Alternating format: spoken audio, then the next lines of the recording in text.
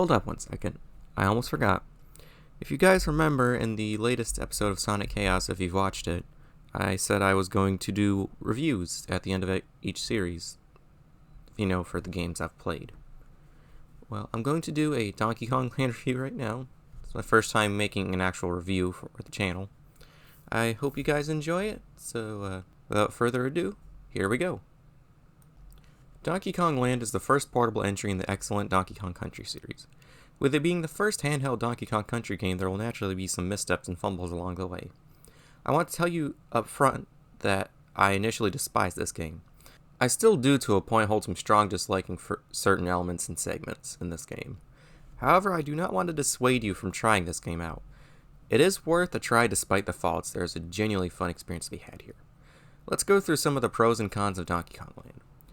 I like to start out with the negatives first so that way we can end on a positive note. The game's hit detection can be very questionable at times, both in your favor and against you as well.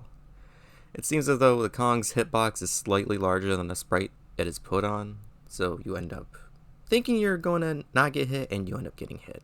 Basically, you've seen it before if you watch the series. If not, it can be a little deceiving sometimes. This can lead to certain scenarios where you defeat an enemy unexpectedly or take a hit when you shouldn't have.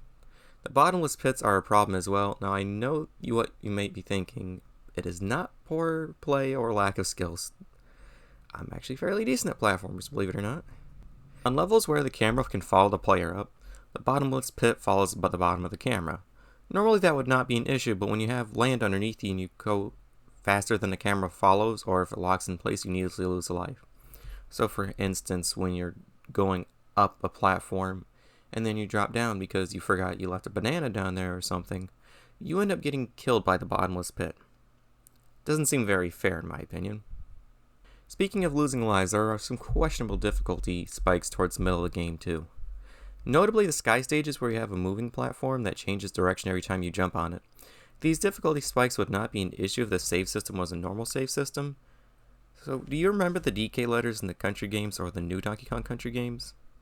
They usually give you an extra life if you collect all the letters, but in Donkey Kong Land on the other hand, you have to collect every single letter in order to save your game. So if you manage to miss a letter, which is very easy to do because they hide some of the bonus Donkey Kong letters in the bonus games, which are hidden, you are going to end up losing a lot of progress if you game over.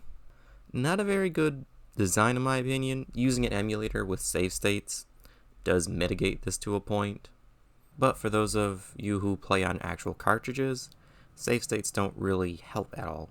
So in the end, the game is needlessly handicapped by its save system in my opinion as well.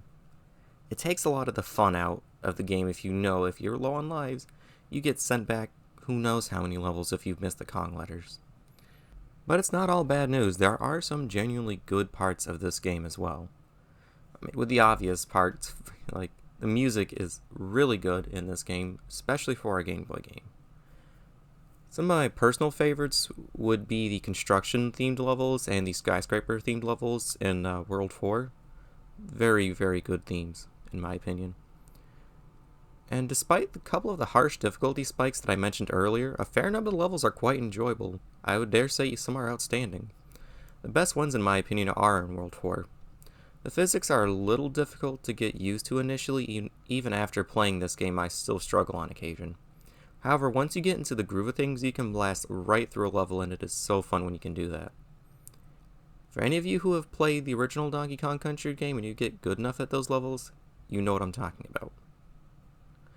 And speaking of fun in Donkey Kong Country, the boss fights are actually, in my opinion, better in Donkey Kong Land than in the original Donkey Kong Country. They're a lot more creative, and as far as I can think back on the game, there aren't any repeat bosses either.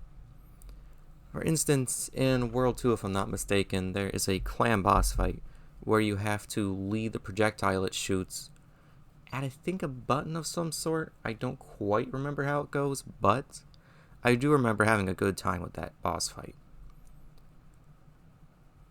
Overall, when looking at Donkey Kong Land on its own, it is a standout game with some unfortunate flaws. When compared with other games in the series, it unfortunately does not live up to the standards set by other entries. That does not mean you should not play it, though.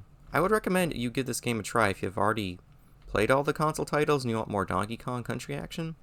I would even recommend this to platforming enthusiasts as well, but for your average player, I would suggest playing other Donkey Kong Country games instead.